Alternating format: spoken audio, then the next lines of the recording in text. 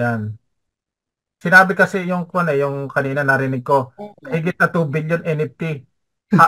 Kaya number one tayo sa Polygon kasi nga wala nakagawang ganong company sa buong mundo. At ang projection po by in the next 2 to 3 years po, tataas ang value ng mga cryptocurrencies around the world.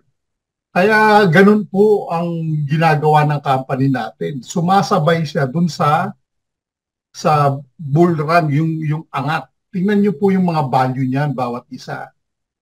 Ah, ito na lang sa dito, imagine niyo sa pesos na lang naka-pesos kasi ito. Sa pesos, yung Eh, price per ang peso. ang ang Bitcoin imagine Ito sir, ito, yung price niya, 3,600,000 ang isang piraso. Yan kada isang isang piraso, piraso. isang piraso. Diyan tayo mag-ano, yan. Kada Ngayon, isang piraso.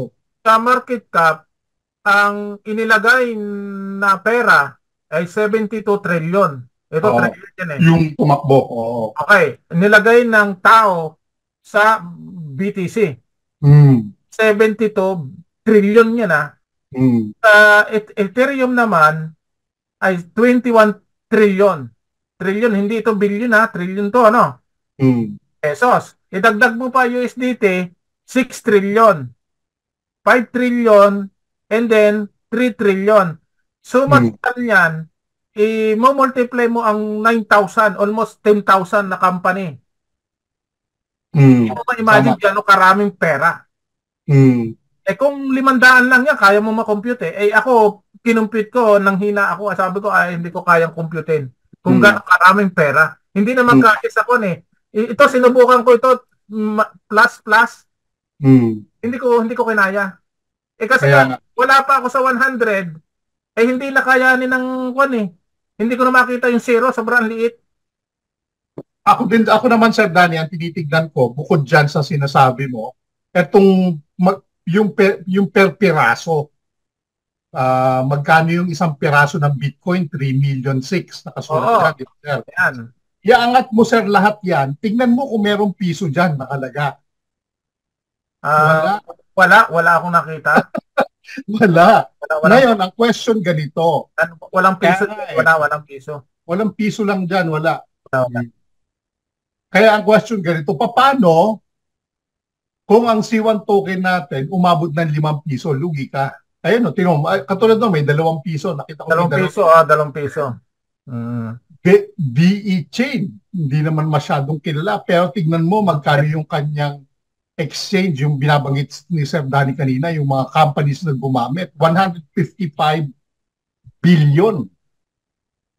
Billion ba sir? O million? O billion. Ayun, no? Ito bilyon. Isipin Ito nyo? ay Ayan, no?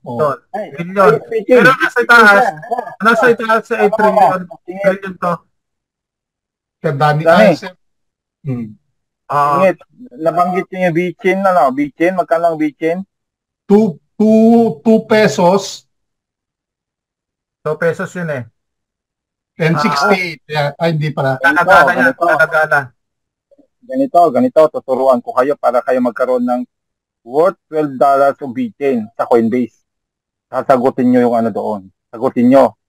Nakakuha ako ng $12 worth of Bitcoin. Pakita ko sa inyo ha. Bro, paano mo na? Pa-screen.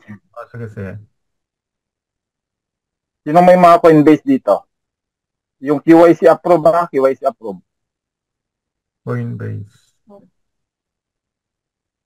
$12 din yun. Magkanong $12 din yun? Free po yun, free. Basta susundan nyo lang po yung instruction kung paano po makuha. Yan. Kagabi ko po, yung $2 nakuha ko na yung una. May transfer ko na doon sa Bitcoin wallet. May Bitcoin wallet po. Ganyan pong Bitcoin, yun, nasa taas. Tika, naka-share screen na ba ako, bro? Hindi pa. Naka-share screen, Okay. Yan. Yung W na nakikita nyo doon, apps yan ng Bitcoin. Yan, kita nyo? Okay. Ayan. So, dun sa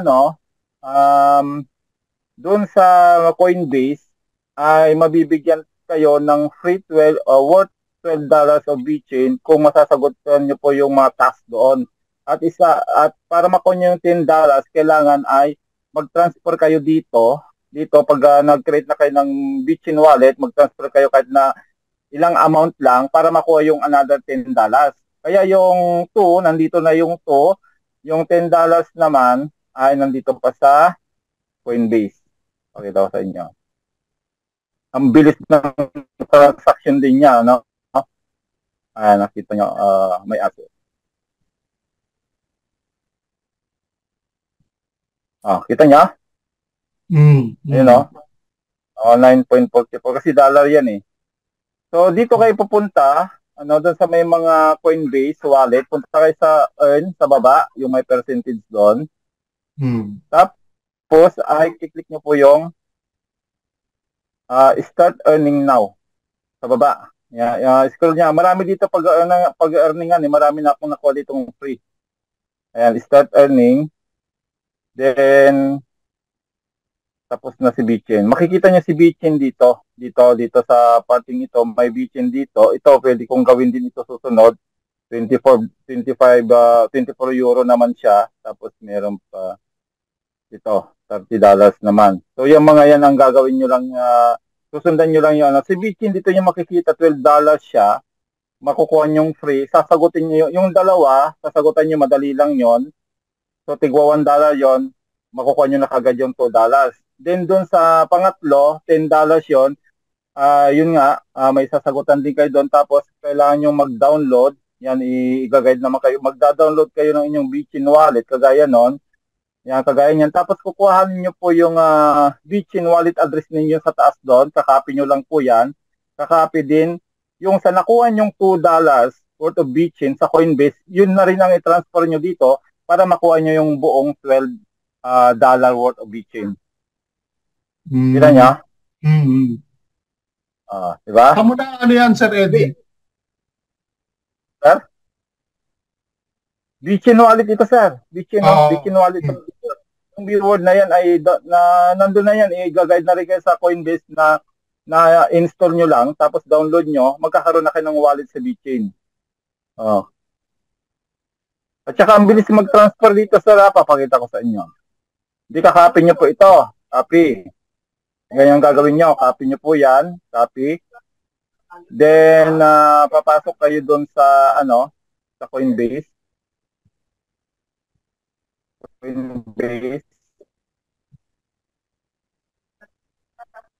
Then, pasok tayo sa may asset.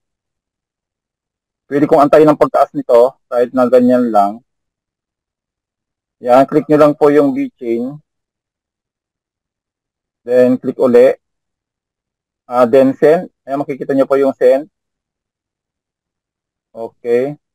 So, kailangan i-double check nyo bago kayo mag-transfer. Kailangan i-double check nyo yung inyong Bitchin wallet kasi baka merong yun, sa tama 5DE yung dulo. Tama siya 5DE. Ayan, so, yan, 5DE. Then, continue. Okay, sabihin na lang natin maximum yung itatransfer natin. Send now.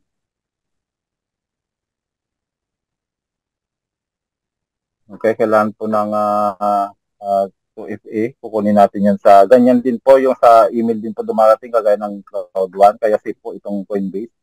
So, doon nga, dumating na siya. Then, paste lang po natin dyan. Okay. Yan, okay na siya. Parang, ang Bitchin, sir, parang MetaMask. Parang MetaMask din, no? Oo. Kasi dito, tignan nyo sa Bitchin. Tignan sa Bitchin, meron din siya ditong NFT. Tika. Kita nyo? Andun na kaagad? Kita nyo? Andun na kaagad, tumubo pa ako kasi $12 lang yan, naging $13 na, makikita nyo dito, may NFT din siya dito. Ay, may mga transaction din siya, tapos dito, ayan, NFT, receive NFT. So, pwede rin po natin i-transfer ito yung mga NFT natin sa sa ibang wallet. Diba? Ganun lang, gawin nyo. Tapos yan, pwede mo i-transfer din yan doon sa Bitchin mo doon sa Coinbase. Uli.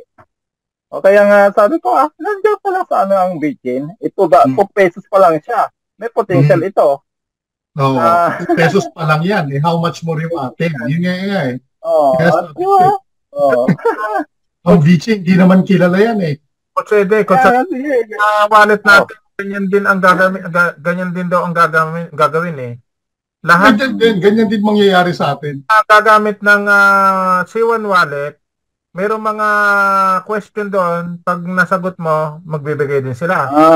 Magbibigay din token. Maganda pag ganon. Pag pinasa mo siya sa labas, meron din. Nakuha nyo? Ibig sabihin, magkakaroon ng tao, ikaw ang magpapasa, opportunity sa lahat ng mga crowd 1 members, sa C1 company members, ang C1 wallet natin. Nakuha nyo? Yung link, pag pinasa mo, ma-access nila, pero ang magpapasa na yung mga membro ng C1 company. Nakuha nyo, Coach AD, Coach Anton? Tapos, lahat ng mga membro, pag sinagutan mo, okay, nagpasa ka, meron ding mga bonus na ibibigay ang C1 wallet sa mga membro, sa lahat ng gagamit. Nakuha nyo? Kaya lang, malaking opportunity sa mga crowd 1 members kasi doon siya magagamit sa dashboard natin. Yung ginagawa ni Coach AD, ayan, naka-public yan. Hindi katulad ng C1 wallet na meron tayong community na. Sila wala pa eh. Di ba kaya nagbibigay sila ng marami mga bonus, di ba, Coach AD? Pero tayo, ang priority ni Founder, magkakaroon ng bonus yung mga membro. Membro na ng company.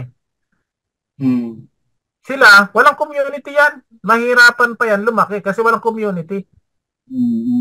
Nagpapakilala pa lang siya. Kaya nga nagpro-promo siya dyan sa Coinbase kasi Coinbase sikat kasi ang Coinbase. Nakilala, bakit? Kasi walang community. Hindi katulad natin. Once na hindi. Ang ginagawa kasi ng mga ito, ng mga startup na ito, ay pumapasok sila sa kay Coinbase kasi malaki ang community ni Coinbase. Oo. Pero, doon sila papakilala sa kay Coinbase. Kaya nga nagbibigay sila ng free token eh. Free tingnan mo to, kagaya niyan $13 na siya. Free lang yan na binigay. Namumuhunan sila para makilala yung token nila. Pero pag lumabas yung ating C1 wallet, kapartner na ng token natin ang Binance, di ba? Ay, oo, siyempre. Hindi lang Binance ba? Baka pati itong Coinbase na ito, makikita din yung C1 token dito sa Coinbase. Pwede makipag-partner yan, yung C1 wallet sa yung ginamit mo. Kasi European stand ang ang Coinbase ay European din siya eh. Kumbaga legal sa dito sa Europe itong Coinbase. Digit siya tsaka yung Wirex.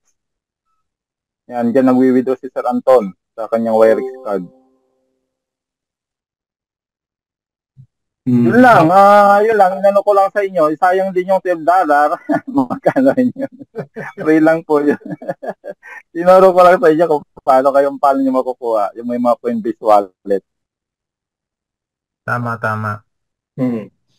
Kaya kita nyo, kaya yung C1 token ninyo, huwag nyo babasta-bastahin yan. Naku, Diyos ko.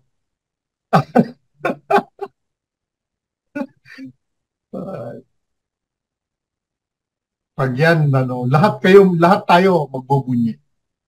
So, Sir Danny, Sir Edino. Tama. Lahat tayo. Gano'ng kadami yan, Lahat tayo. Sa staking pa lang, sir, halimbawa nakapag-stake kayo ng $500,000, kaya ni Coach Danny, ganun din gagawin ko.